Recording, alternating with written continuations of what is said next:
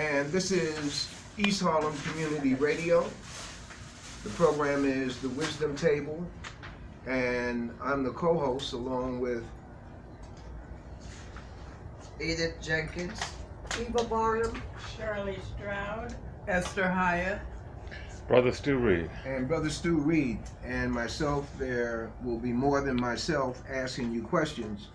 And this program does not reflect the views, attitudes, whims, deeds, or any other proclivities of the management of the community center, nor that of the administration of this housing complex. However, the program does reflect the research done by the participants in the program who are live in living color in studio and on the phone. And we have a young man who's in Philadelphia, and we met him last week at the ASCAC convention in Medgar Evers. And he gave a presentation on deconstructing the lyrics of the music that our children and our grandchildren, nieces and nephews are listening to. Brother Akil Latif, welcome to the Wisdom Table. Thank you for having me. I appreciate the opportunity to share some of my ideas and thoughts. What we want to know is what led you into doing your presentation, led you into doing your research, first of all, getting into the lyrics, and then tell us what we are hearing, what we are missing in the lyrics. Well, I would say a few things led me into this research and trying to develop like a framework or like a strategy to attack the propaganda that our youth are being confronted with. Because like I've been a high school teacher for 14 years. I recently left the Philadelphia public school system in order to focus more on some of my independent endeavors through like a math tutoring and math educational consulting business that I started. And also I'm teaching and working as an adjunct on the college level at a local college here in Philadelphia. But in my experience with working with the youth on a daily basis, one of the things I noticed, and I even reflected on my own experience as a youth, as a child, and a teenager as well, was that the rappers are the teachers as well. And oftentimes, the rappers have a lot more influence on the socialization process, on the political education. I mean, we can call it political education. We might maybe call it political miseducation if we think about, the work of Carter G. Woodson. But of our young people, the rappers are the role models, whether they want to be or not. But they're propped up as the exemplars that the young people are listening to. So, as a result of that, what I realized is that a lot of times we don't really deconstruct as elders and adults, myself included. We don't really take the time and dedicate the energy to deconstruct the lyrics word for word and line for line, so that we can kind of impress upon the youth, and be able to ask this question like, why does that make sense to you, what he just said or what she just said, or why is that cool, what he just said or what she just said, or do you ever take the time to think about how does this type of thinking really affect our community? Because, for example, what it does is it exposes contradictions and raises contradictions. Because you'll have a person, a young brother, young sister in the inner city, their cousin might have just been the victim of some type of gun violence. And, of course, as human beings, that's an emotional experience. There's sadness. It disrupts the family. It disrupts the household. But yet, at the same time, we will celebrate and promote music that promotes the same exact gun violence that person's cousin was just victimized by.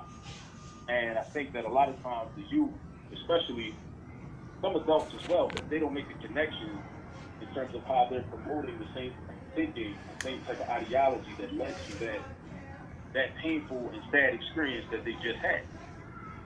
So things like that I started thinking about a lot, and I was thinking about on a regular basis, led me to try to put something together tangible beyond me just discussing it with individual students here and there and other concerned parents.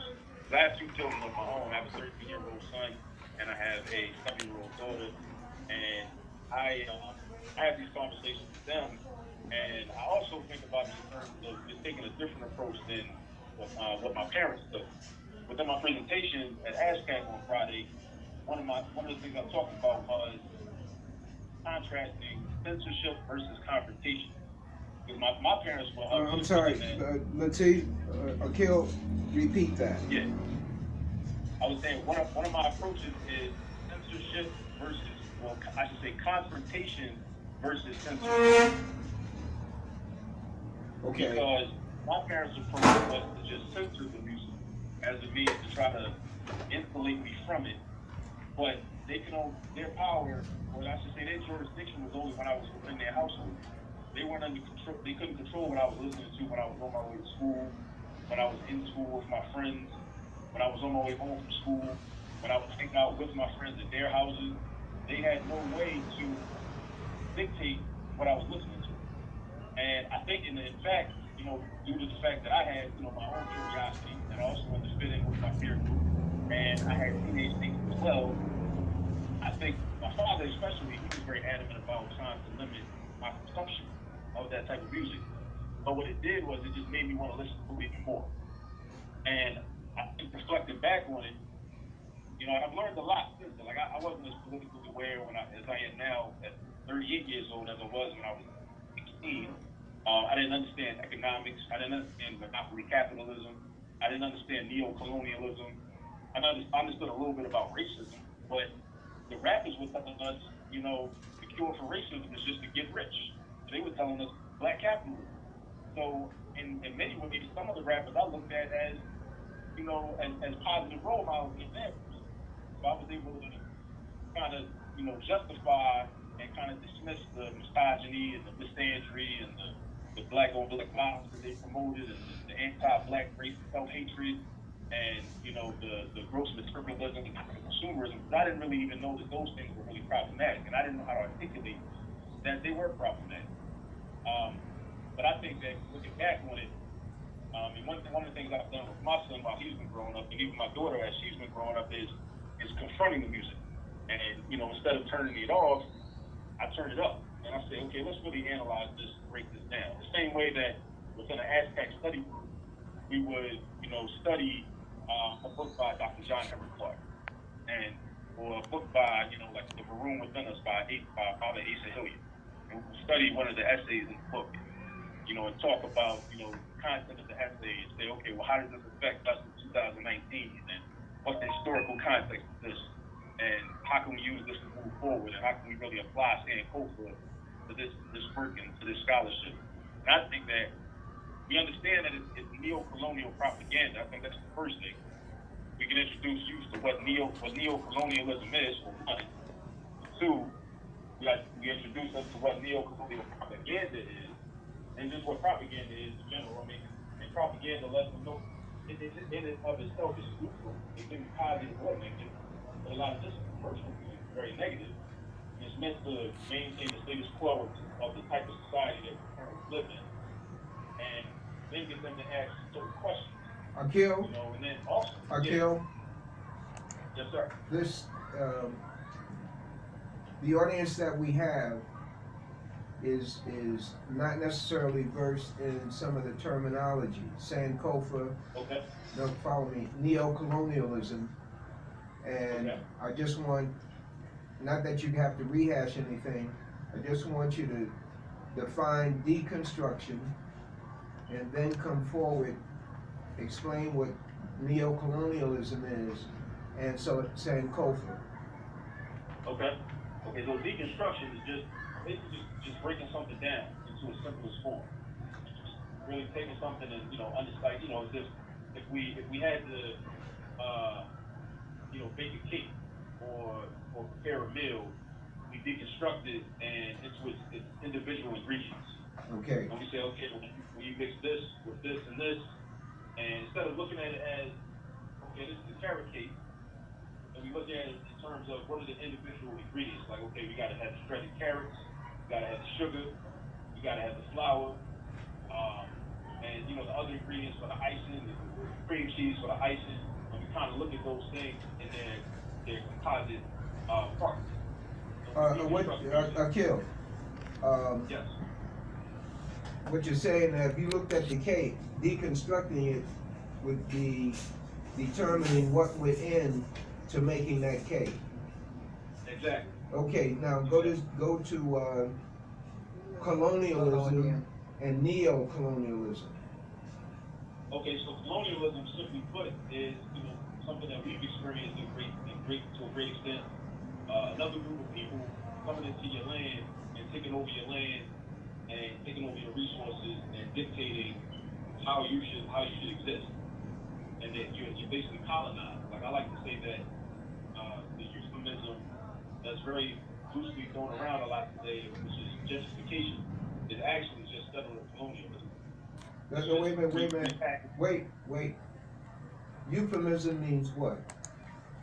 Euphemism is a nice way of saying something that's really toxic and harmful. Like instead of saying like a woman is like one euphemism might be like if a woman is pregnant and people may be disappointed in her for whatever reason. They may say she's with child instead of saying she's knocked up. But saying she's knocked up is offensive. Offensive and disrespectful. So you may say, well, she's with child. So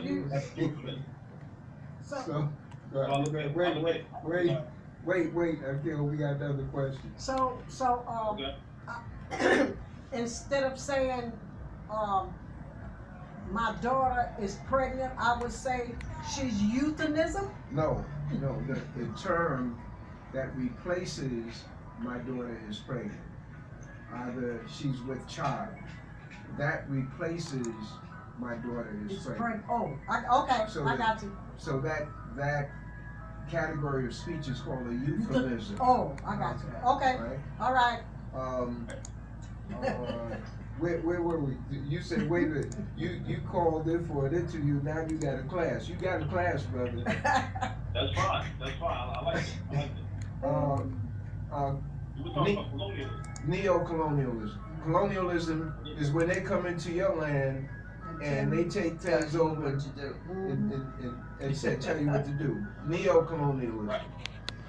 So when I discuss neo-colonialism, I like to preface it with a quote from Malcolm X from his last message the week before he was assassinated that he delivered in Detroit. And one of the things he said about the European nations that colonized the continent of Africa all throughout, he said all goodbyes don't mean I'm gone. That's right. So what he meant by that was there were some nations on the continent of Africa that received some political independence, or started to receive political independence, such as like Ghana in 1957. But then you have Rosachi Kwame Nkrumah as their first president. But then when he left the country to go, I believe, visit Vietnam, while he was gone, there was a coup. So he couldn't even come back into Ghana. Then he had to go to Guinea and be co-president with Ahmed Sékou Touré because they had a revolutionary government. They were committed to promoting the promotion of Pan-Africanism globally. But what happens is with neo-colonialism, that group or that nation that first colonized you, they have to recruit individuals from your people to be the face of their power structure. So that like as Amos Wilson says, about a lot of black college students in America, and myself was, a victim of this. We're being trained to be the black faces of white power. And that's how neo means new. Was the new form of colonialism. Neo means So new. you have the colonialism. Then you have the new colonialism. So basically, like colonialism is white people come in and take over your land and enslave you. The neo-colonialism is when those same white people, some of the black people from among you, and then they become the leaders of the influence. While then the white man kind of retreats to the behind the scenes. He moves himself behind the scenes. It's like folks calling on a shot, pulling the string, but he's not visible. White woman's not visible, the white man's not visible. They're behind the scenes, causing shots. What happens is, so today, not just today, but I see like rap music, commercial rap music, is another example of colonialism, because what they'll do is they take the black rappers, male rappers, and they'll give them record deals, they'll give them attention, they'll give them exposure, they'll put them on the TV, they'll put them on the radio, they'll put them on YouTube, and they'll have them promote these ideas that will ensure that these whites in power will maintain their power from behind it. Brother Akil, you were clear on that. I need you to repeat that. As it relates to the rappers and how you perceive that they're used. The same words, brother. The rappers are used as kind of like straw men, right? To promote the ideas and the goals of the whites that come in and take over the land and take control of the resources and have the power. So now the black man and the white woman can retreat and go behind the scenes and call the shots, while they have the black man and the black woman that works for them. They get paid very nicely, they get paid very handsomely, they may become a millionaire as a result of doing this. From controlling the attention, controlling the imagination, and distracting black masses. So now, they're in position to be propped up. They get a lot of attention, a lot of exposure. They're on television, they're on the radio, they're on the internet, they're on social media, they're on YouTube all day, and they get a lot of attention so that they can promote this idea or the ideas of the original colonizers. Okay, and not necessarily jumping ahead of you. I want you to go flesh that out. The ideas and programs of the hands behind the scene, for example. Well, as it pertains to music, or just all across the board? All across the board. Just flesh that out in terms of what are the ideas of the colonizer, the dominator. What are the rappers doing in their words, in their deeds, in their purchases that perpetuate or benefit the oppressor? Okay, so for one, a lot of the songs are just 3-minute and 4-minute long advertisements for products that are sold by companies that are controlled by Europeans, right? Or even Asians and Arabs as well. You have, luxury car companies such as Rolls-Royce, Bentley, Lamborghini, Ferrari, Porsche, any specific car company. A lot of the, you'll notice the product. There's a lot of product placement. It's like in movies. There's product placement. Like you watch a movie and you see a person drinking a Pepsi, like that's advertising. So a lot of the rap songs will do the same thing. They'll advertise products. They'll advertise luxury designer clothing, Louis Vuitton, Gucci, Hermes, Maison Margiela, Prada, any number of designers or labels, and all this stuff is made in sweatshops in Asia. So that's another connection that we can make when we discuss these things with the youth. Them having an understanding of, okay, well, in order for you to walk around in this expensive clothing and get this kind of respect in your community, there's somebody that is working in a sweatshop making this that might make $1 a day. And at the same time, that you have to pay $1,300 for this one pair of sneakers that you're wearing right now. Or one of them bags that they got the athletes carrying now. Right. They look like big purses. Exactly. So that's another example. So that's on the product side, but another thing is the sale and the marketing of the culture, which is even more dangerous, because once the culture is marketed, again it goes back to Dr. Carter G. Woodson. So one of his famous quotes is that if I can control your thinking, I don't have to worry about your action. So often what the music will do is it programs you to think as a rugged individualist instead of thinking in terms of the collective. Let me interject. Akil, culture is a way of life. Flesh that out. Getting you to pursue a culture. So I mean, your culture dictates everything that you do. Your style of dress, things that you value, things that you care about, the way you treat other human beings, the way you treat the earth. Like, do you treat the earth as though it's a possession of yours? You do what you want with, or do you treat the earth as an entity that you want to coexist with? Your culture will dictate, that. My ancestors were one with it. Not like, as Shake Out the joke about the northern creative people, or with the Iceman inheritance, they tend to want to dominate and control, dirt and own everything, and put a price tag on it.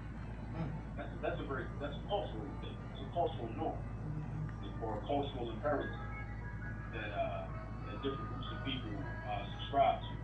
And this idea that human beings are only the value of human beings is determined by the amount of money they have. That's marketed to us. That's marketed to our people. This idea that your opinion is not even valid. Like, so if you're a homeless man on the corner, you might have a wealth of knowledge in your mind, but you're homeless. You're sitting on a bench in the park. So that means I don't want to listen. Well, you might smell bad because you're homeless. You haven't had a bath or a shower in days or months. But you might have a wealth of knowledge in that. But the idea that, well, you're poor, so I don't even want to, you're financially poor, I don't even want to have anything to do with it. While you may have a wealth of knowledge in your head, that's a value that is promoted in a lot of the music, a lot of the commercial music, I should say. How men treat women, how women treat men. For a while, and of course, rap music has been male dominated in terms of the artists, and there's a lot of misogyny in that, a lot of hate for women to promote it. I believe we get that from the Europeans. Because if we go back to ancient Greeks, we study Greek mythology, and you look at creation stories, and you look at the story of how in Greek mythology, how Zeus created woman. Because in their creation story, there were only men at first. And then Zeus, as a punishment to the men, he created women as a punishment. Because one of the mortals, I forget his name, it might be Dionysus or somebody, I can't remember his name, he was punished for creating fire. That's how the story goes, within their mythology.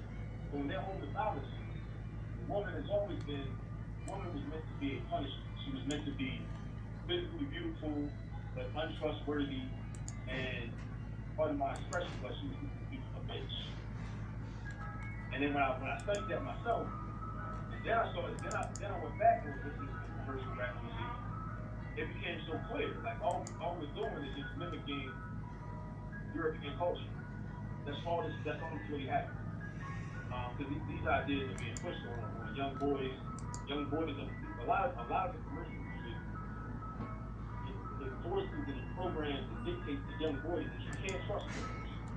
You can't trust women. And vice versa. And then the women are paid to make songs that are, that are full of misogyny, the misogyny, the hatred of men. They kind of like return the same type of negative energy. And it teaches girls that they can't trust boys, and girls that they can't trust men. So then you basically created this rift, within the community. And then if we're gonna survive and get out of the mess that we're in, as Jenkins' brothers used to always say, we can't. The men alone can't do it. The women alone can't do it. So, but as long as we're divided that way, there's this constant propaganda telling young boys you can't trust girls, telling young girls you can't trust boys. We'll never come together as a collective and be able to rise up and build up and really pursue Pan-Africanism and build our communities and build a nation and live live abundantly and live as good people. Brother Akil.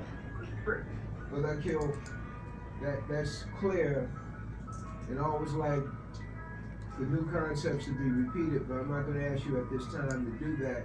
Pan-Africanism is what? Pan-Africanism is simply put, it's the unification of all people of African descent globally. Wherever you're from. Wherever you're from. No matter it's not Caucasus State, no matter where this slave ship dropped you off at. No matter if you're a Delta or an AKA, or a Q or an Alpha, or you're a Christian or Muslim, if your ancestry is African, then we can unite, and have operational unity. That doesn't mean we have to agree on everything. We're still going to disagree, we're still human beings. But there's some core values, some core ideas that we can agree upon that will enable us to advance. And I think that other groups, I think that even the Europeans, they give us a good example of that. Because if we study their history, we see through all of their war and bloodshed throughout their history that they're able to still come together at certain times when they realize that it's to their benefit. Brother Akil, I'm gonna go around the table for questions. This is not the end, Okay.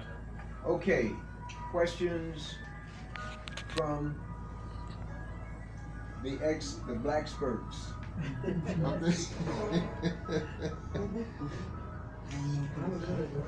Sister Eva, you got a question? No, I'm good. Sister Shirley? Great. You great? Jenkins got a question. He got all of them. So really as saying life have not changed. The word changed, but the life have not changed. That's a question statement, Brother Akil. Repeat it for She me. was saying, what has not changed? Right. Word has been changed, but life has not changed. Oh no, nothing. Yeah, you're absolutely right. Nothing's changing but the weather. That's right. Come on.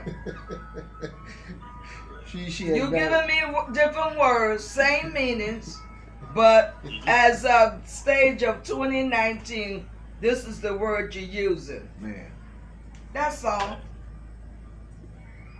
Right. Sister Esther? No, I like that term. All goodbyes don't mean I'm going. That's right. Every goodbye ain't gone. It's never gone. I love it. It's never gone. It's the first time. Because I got my eyes closed don't mean I'm That's asleep. right. Brother Akil, Yes, sir. what you're pointing out, by your listening to the lyrics, you're picking up, don't trust boys, don't trust men, don't trust girls, don't trust women, Don't trust nobody. don't trust nobody, and the unsaid thing around material, the pushing of material, is the absence of a belief in a God, a supreme being. Right. And Right. that is a problem that's manifested in how we treat one another in the way of in our whichever way you want to say it. That's a statement question to you for your response. That's what he's saying. So Well, the point is, yes, one of the things that's in the music, because it pushes the material so much, a dog eat dog kind of thing, that Right. even though they wear crosses, they big gold chain crosses, the belief in a supreme being, that whether you deal with African religion and philosophy, or whether you deal with Christianity, or whether you deal with Islam and maybe some black Hebrews, there is a belief in a supreme being. But without that, the life, my perspective, is even more emptier. This is an add-on, but it's really a question, a statement question. Your response. I mean, I think that what happens is with the material being offered as, I look at it as capitalism is within the music. The music is just one tool used to push the idea of capitalism as an economic system. But not only economic system, it's kind of like a religion. And you see this when in the society, when we look around us, we look at, a lot of people will make excuses or concessions for people as long as you're rich. As long as you're rich, money will cleanse all your sins. Cleanse you of all your sins. That's it. Yeah. And people will kind of look at you and not, and won't judge you negatively, even if you do something negative, as long as you're wealthy. In many cases, not in all cases, but it depends on what the thing is. But in many cases, you won't be held accountable. For example, a lot of the rap artists that promote a lot of negativity and create a lot of confusion in our community and with our youth, they are often not held accountable for doing that. And if you even try to attempt to have a conversation like this in many circles, you'll be attacked and be labeled a hater. Because there's like this cognitive dissonance where a lot of people have this undying and unrequited love for people that have quote unquote made it in the white man's society. And they envision and they hope and they pray that they can also make it too one day. So this person becomes the hero. This person becomes like a godlike figure. So the capitalism itself becomes the religion. So therefore, this material type of world, where those that have achieved or have access to and have gained material items, that is the religion. Like those people are the gods, or they're the disciples, or they're the angels, or they're whomever, or the saints and whoever. And it's kind of like alternative type of situation that we exist in right now. And it's just really unfortunate because then what happens is like humanity is devalued. And it's like back to what I was saying is that the value of your humanity, the value of your existence is based upon how much stuff you have and how expensive the stuff is. And then this is why I think like these promoting the development of these study groups with you to have these explicit conversations, I think is very imperative, because we have to challenge them to think about like, okay, well, you see value in these $1,500 sneakers or these $900 sneakers, but do you ever ask yourself why are they valuable? Because essentially what it is, I understand about social capital and everything, and that's fine, but I think we can challenge social capital. Because basically what's happening is we're saying, okay, these white people decided that these are valuable. So now as a result, you're gonna accept the fact that they're valuable. So what it is a form of cultural imperialism. Like there are things that they may value based on their cultural norms, that we may not, based on our true and authentic cultural norms, we may not have valued as much. But because they forced their culture on us, and many of us have accepted their culture and their cultural norms, now we just accept without even questioning their value system and what they value and how much things should be worth. Let me say something. My great-granddaughter went and bought a $300 pair of sneakers. And I had her to take it off, and I went through it to see what was the value of $300. Her name. I asked her, I know it was just for the name, but I wanted to know, and I wanted her to tell me, was that sneaker value $300? She told me she wanted something to eat. I said, take the shoestring off of that and eat that. Because I didn't see what the sneakers value $300. And then we keep telling her, you paying for the person name. The sneakers didn't look no better than my $25. So we told her for a whole summer, whatever, you find how to eat them sneakers. Come on. Again, and that's another teachable moment and something to be discussed within these study groups, because one of the things I've also been thinking about lately, and that my father presented to me years ago, which I kind of took for granted when I was younger, Because I can relate to your granddaughter. Because I've bought $300 before. In the past. I doubt that I would do it again. But if I did it, if I did do it, at a minimum, I know that it's a contradiction. I know that it's something problematic, right? It's like a vice, like when people smoke cigarettes or drink liquor.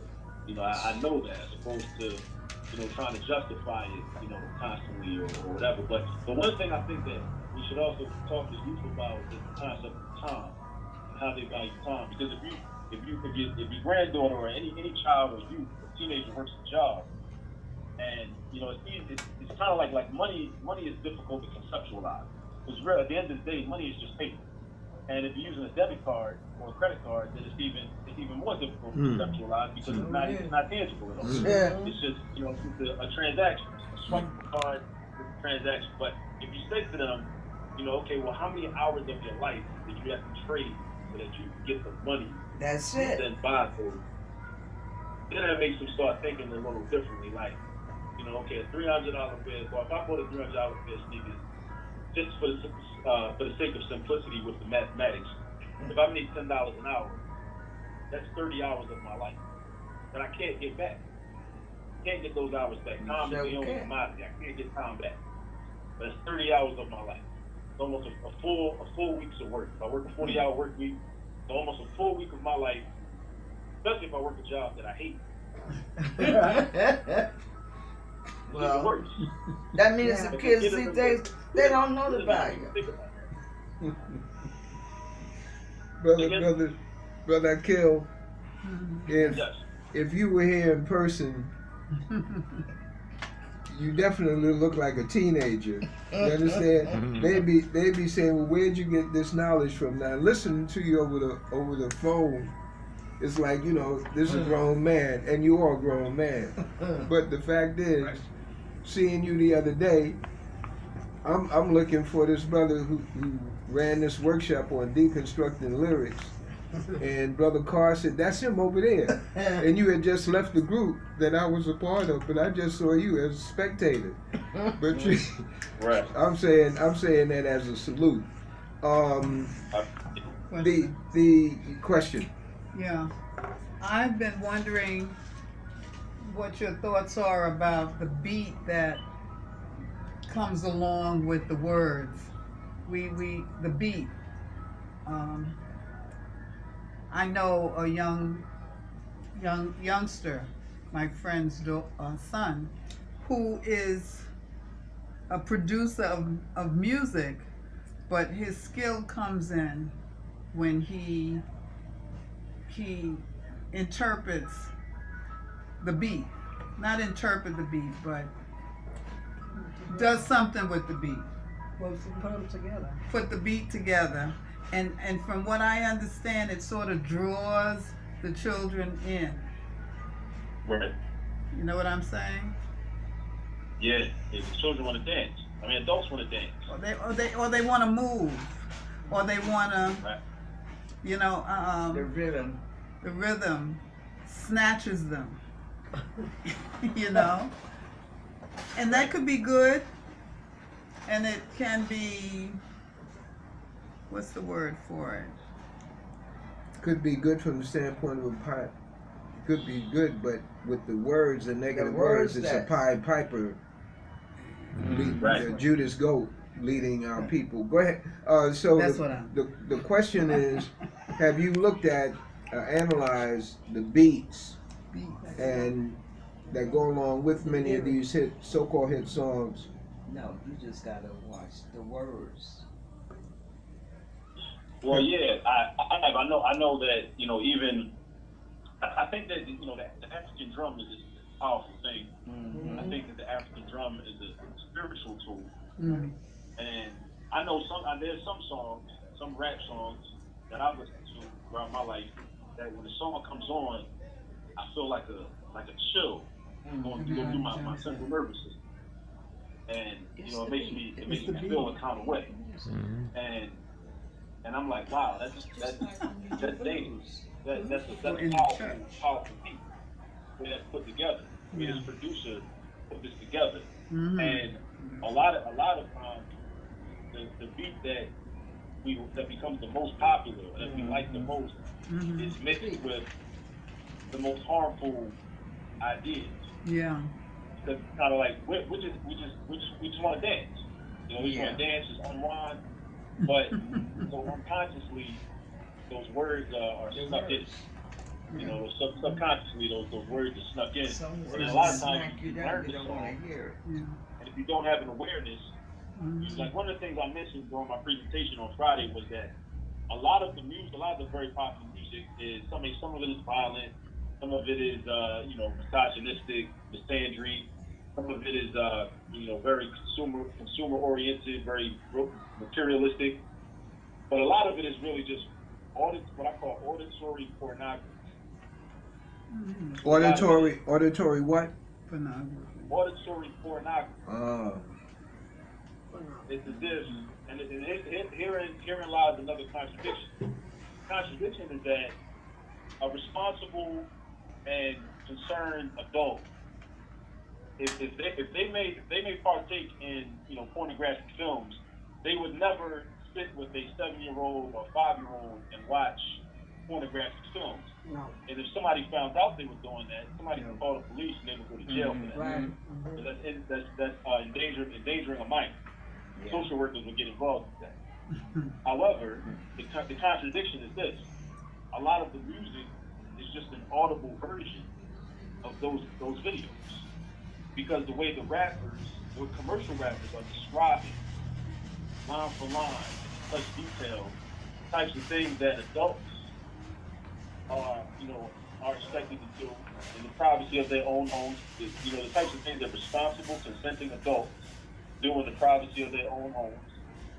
These are the types of things that young children should not be exposed to. Now, granted, we can say that it's the responsibility of the parents, and it is to be the first line of defense, but often parents aren't around, the parents may be working, or the parents may have other responsibilities, or the parents may just be derelict in their duties. So what should happen is, we have to consider as a community, and I think if the record companies cared, which they've made it obviously clear that they don't care, they're concerned about making money and putting out that idea and putting out that music and that propaganda. If they cared, there would be some type of limitation on that type of music. But it's that beat. So you have 10-year-olds and 9-year-olds dancing, to songs that are very sexual, songs that are very inappropriate for their age, that are maybe fine in a bar or a nightclub where there are 21 and up, around, and adults with discernment, adults that are responsible, and adults that may be drinking some alcohol or whatever. But that's not appropriate for young children. Yet radio stations will play it any time of day, several times a day. And I think what has to happen is that we as the adults, we have to become, I have very low expectations for the people in control of those institutions. So as the responsible adults, we have to become more vigilant in terms of how we're going to protect our children. Just like if we knew that we lived in a community and there were known pedophiles roaming around, we would be very vigilant about protecting our children from them. And I think we have to do the same thing in terms of how we monitor propaganda that's being pushed on them on a daily basis, all day long. And even when they're in school, because when they're in school, they may, depending upon how old they are, if they have cell phones or smartphones, they can listen to music sometimes in class. They can sneak and listen to it, or they can listen to it between classes. Listen to it on the way to school. Listen to it on the way home from school. And I think we just have to just become really confront it, and really examine it, really analyze it real deep, so that we can, instead of just telling. Because I think a lot of times in the past, like a lot of my criticisms were kind of shallow with the music. I think we have to go deeper. go word for word and line for line, and try to get the youth to understand, ask them questions and say, try to get them to understand, okay, well, even or get them to question it themselves and say, well, why does this make you happy? Listen, why does it make sense for this man to talk about treating women like this? Or why does it make sense for this woman to talk about treating men like this? Why is it, so popular and so normal to talk about, shooting other black men with all these different types of guns? And that's another advertisement. There's a lot of gun advertising that takes place in these songs. A lot of again, advertising of lifestyles, standards of beauty. Very Eurocentric standards of beauty are advertised in the music. I think companies, and what capitalism does is it promotes nationalism. A type of these songs a lot of times are European nationalism, because if you're promoting a Rolls Royce, and Rolls Royce is a British company, and that's being promoted, then you're promoting a European national, you're promoting a British national, because that's money that empowers and enriches the coffers of that nation. And then what we can do is we can use that as a teachable moment for youth and get to and expose the contradiction and say, and just think about how many African people were enslaved by that nation. How many African people are still being oppressed by that nation and its policies? I mean, look at all of the British colonies, such as Jamaica, and the United States is a British colony, basically. But throughout the continent of Africa, British were in South Africa. Get the British in Ghana when it was Gold Coast. And now they're in Kenya as well. All these different countries, and when we I guess start having those types of conversations with our youth, and then they're able to make the connections like, okay, well, yeah, why would I promote this company or this product or this type of car that supports these people that hate so much? And then they kind of like come right in their face with it, be very explicit about it. But then once you've done that, at a minimum they know. They might not change their mind right away, but once you planted that seed, they can't unlearn what you just taught them. So it's like Frantz Fanon. Like Frantz Fanon, one of his famous quotes is, once you know the truth, you only have two options. You can either uphold it or betray it. So you only have those two options. So now, when you expose that reality to young people, you force them into that position where they gotta make a move. They gotta make a decision.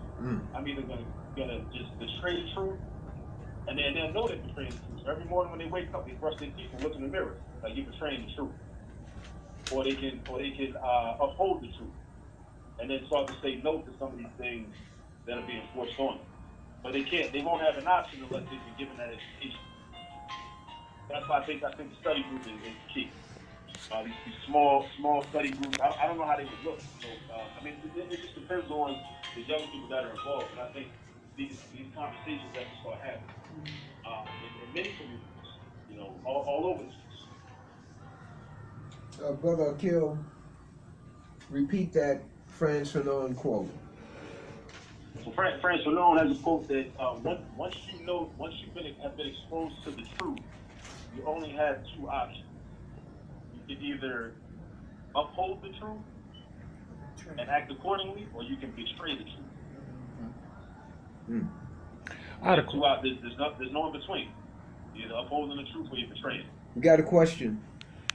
Yeah, I was just interested in your analysis of the industry itself. Is there any chance that we can get to the artists in terms of raising their consciousness, or is the industry so inculcated with this negativity that they're going to always be able to find artists that fit the mold of all this negativity? If you could just kind of break down that process of how it happens.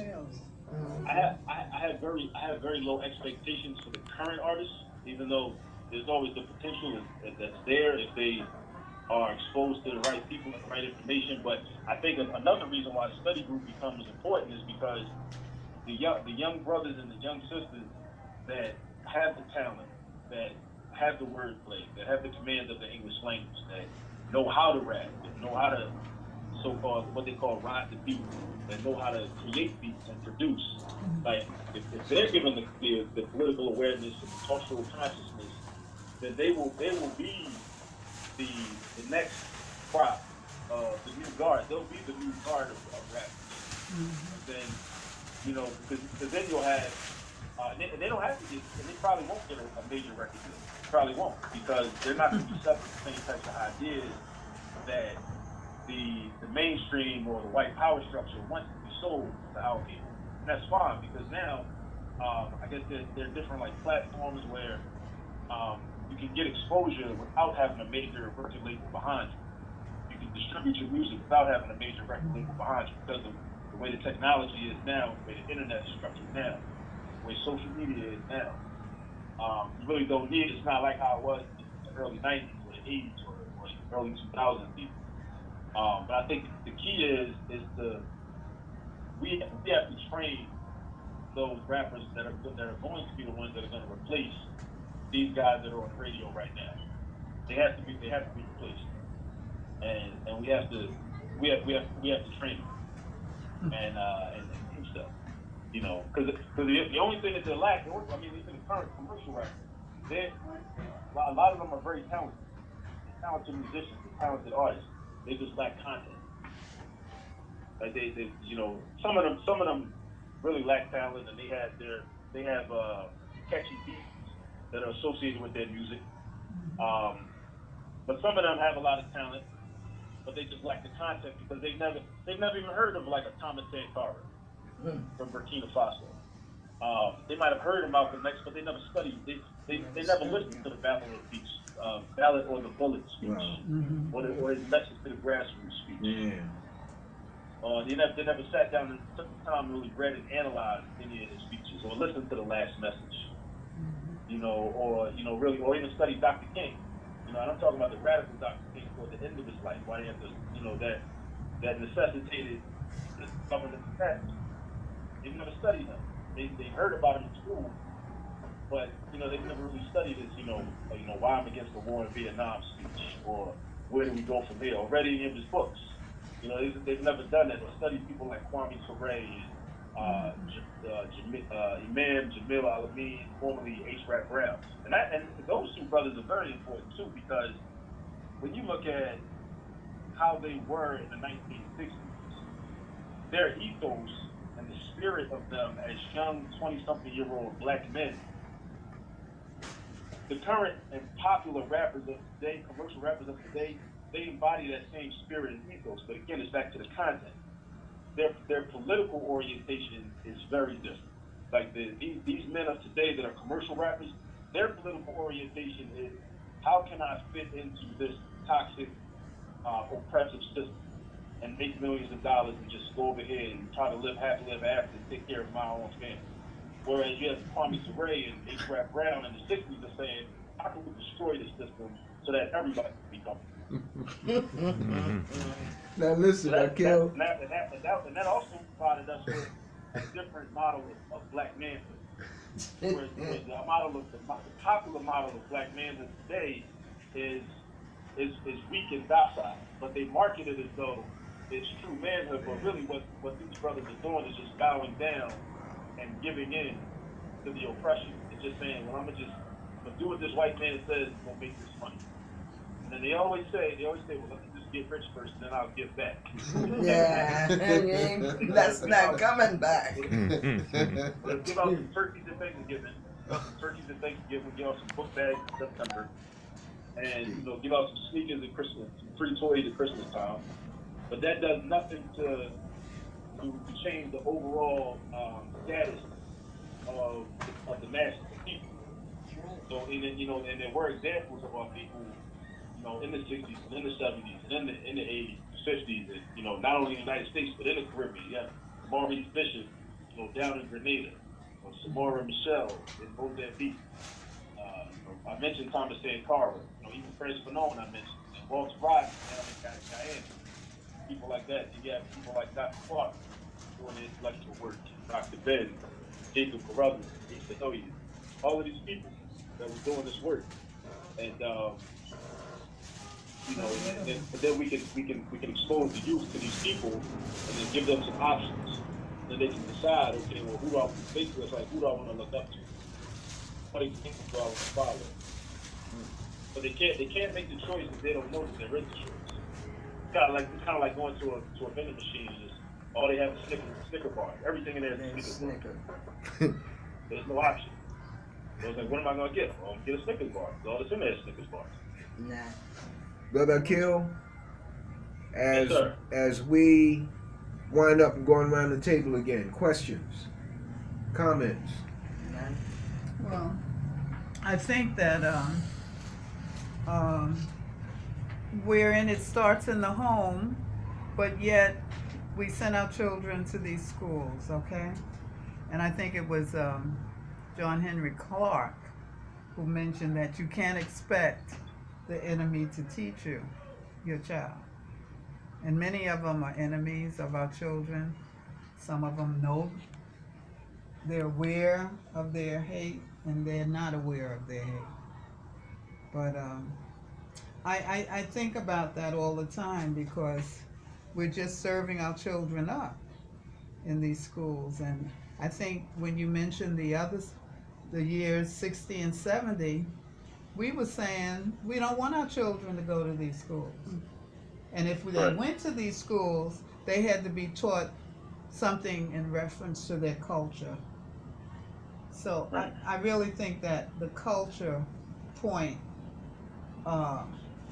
was not made as carefully today as, well, I think everybody has been thinking about it, but we have to teach the children who we are and why things are not so good. And it's hard. It's very difficult because other people aren't teaching our children. Right. So that was my only little comment, which is. And if I can respond to your comment, I agree with what you're saying wholeheartedly. And one of the things that I think we also start to do more of as a collective is that if we have to send our children to these schools, because my children go to these schools, right? So I think constantly about like how can I kind of reconcile this problem that my children are faced with. And I guess the best thing that I've come up with for the time being, until we create these independent institutions that we need and that they need, is that our children are kind of molded in terms of being like spies, and then like participating in like guerrilla warfare, and they're equipped to know that this is not a friendly and wholesome place that you're going into, even though normally school is marketed that way. But for us, it's not the friendly and wholesome place that it's marketed to be. That it may be for Europeans that control that curriculum that they give. For us, it has to be revolutionary. Like, education has to be revolutionary for us. The European is to be conservative because they're in control and they want to conserve that power. But for us, we want to usurp the power, so we need to be like doing something revolutionary. So I think we have to. I'm trying to figure out more ways of. I think we all should figure out ways to try to prepare our children. Every day when they go to school, like you're going behind any line. Make some friends, try to be comfortable as you can, but understand why you're there. You're there to learn, develop technical skills, learn as much as you can, and at the same time, learn how these other groups of people function and how they operate. It's like we're studying our enemy. That's part of like why I also say why we study the neo-colonial rap music, because it's propaganda. So in a sense, by studying the music very critically, we're studying our enemy. But it's kind of like we're studying to find out what is like when I turn on the radio, I'm saying, okay, what are they trying to get our children? What are they trying to get us to do now? Like, what do they want our young girls to think about themselves? What do they want the young boys to think?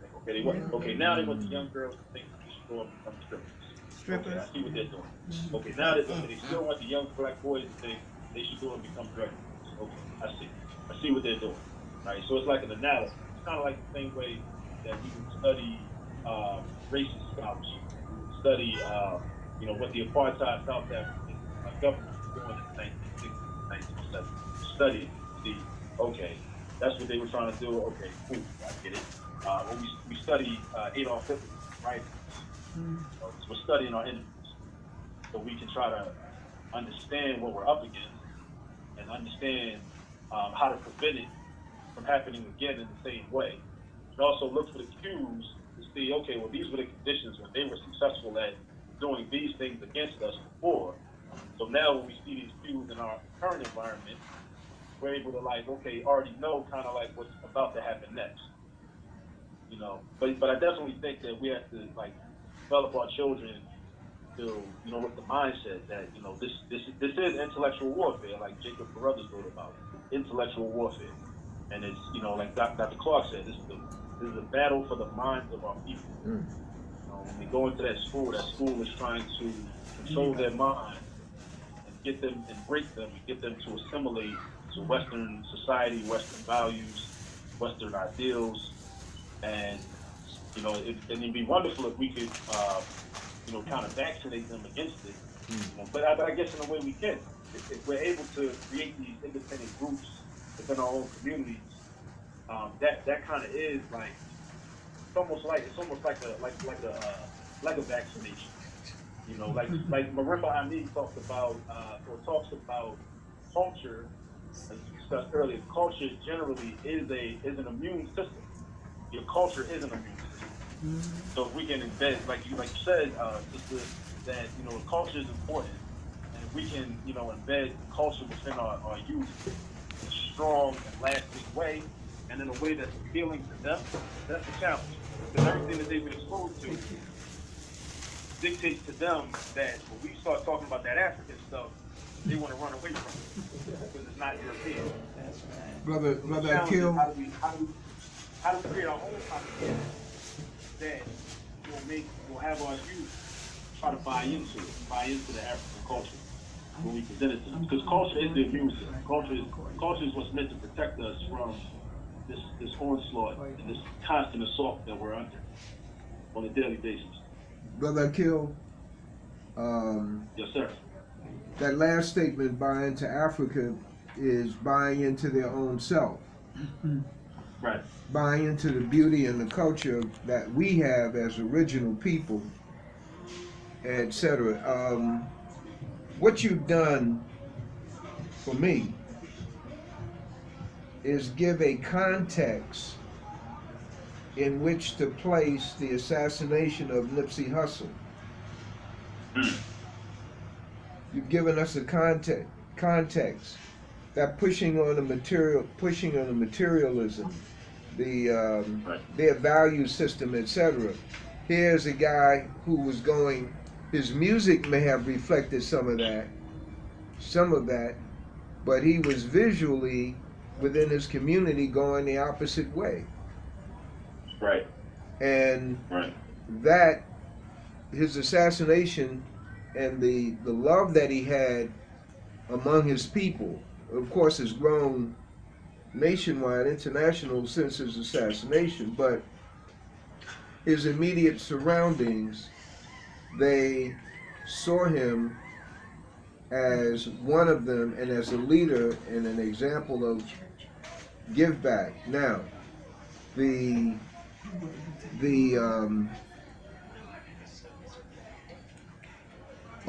reminded me of J. Edgar Hoover's statement about stopping the rise of a black messiah. Right. We looked at that statement of J. Edgar Hoover as being national, but it's also very local. They know that this generation is a different generation. Out of our generation, our young people generations is coming leaders, free thinkers, so their object is to gain control of that energy and direct it to their value system, using it for their energy. So anyway, that's what I see. You've given us a preliminary of what you have. I interrupted you only, to clarify terms and whatnot, and you have much more to share. But you've given us a context in which this brother was assassinated. Mm-hmm. His, And you, he's somebody that I need to study a lot more. I can say like I heard of his name, and I knew I had some limited understanding of the type of work he was doing and the type of music he made. But I never listened to like a whole album. So now I'm like motivated from everything I heard about him. I'm motivated to go back and really examine his work, study his work. And I've seen like a newspaper, not a newspaper, a news report, like an interview he was on, and I saw him like on one of the programs, Breakfast Club in New York City, discussing some of his work. But yeah, he's definitely a person that I want to examine more closely because there's a lot of like the way rap is set up now, the way hip hop is set up now, you really have to mine through it to find like quality. Like a lot of it is just okay. It's just like I said, like I turn on the radio and I say, okay, what are they trying to get our children to do now? And every once in a while, you'll find somebody that is saying something a little different, or you kind of notice it, or they may have such an artistic ability. They may make comments that could be seen as revolutionary, but they won't put it out in a blatant way. And as you listen to them, you hear what they say, or you hear a person that they reference, or a name that they drop, and you're like, oh, okay, he knows about him, or he knows about her. Okay. And it's like, okay, so then it's like, okay, now I want to listen to more of what he's saying, because maybe he or she is not the typical, commercial rapper, but again, it's back to my point about analysis. Like we really have to do the analysis to really understand where these people are coming from, no matter who they are. And I think that goes for anything. I mean, whether it's you could be a rapper, a singer, an athlete, an academic scholar, an activist, no matter who you are, the analysis is key to having a better understanding of where they're coming from. Brother Akil, thank Yes, you very, very super much, brother. Not just in terms of your time with us, but the work that you did and are doing to give us and others a view at what's around us, but we don't even know. We don't listen. So it's a tremendous work of love that you're doing. Tremendous value. And if I can say just one more, I appreciate that. I think just one more thing, I guess, to provide even more context. I look at a lot of the music is very similar to minstrel shows, right? So some of us, we may study minstrel shows to try to just understand the history of this nation, understand what our people have been exposed to. Like, I found myself when I was developing my presentation, I went on YouTube and I looked at some old episodes of Amos and Andy and also Step and Fetch It. And I was, just looking at that and kind of, trying to, draw parallels. I saw that there's a lot of parallels between just the way the rap, a lot of the commercial rappers are marketed, in 2019, and have been marketed since the 80s. And, Step and Fetch It and Amos and Andy. Very great similarity. So, a lot of us, we would look at those programs and then, kind of, well, I guess I would say like we could study those programs too, and I guess look at some of the commercial rap kind of through the same lens, to see how it's being used as a weapon against us. Kind of look at it through an objective lens. If you don't have the objective lens, then it might just turn it off. Well, thank you, my brother. To be continued. All right, appreciate it. All right, my brother. God bless you and your family. All right, you as well.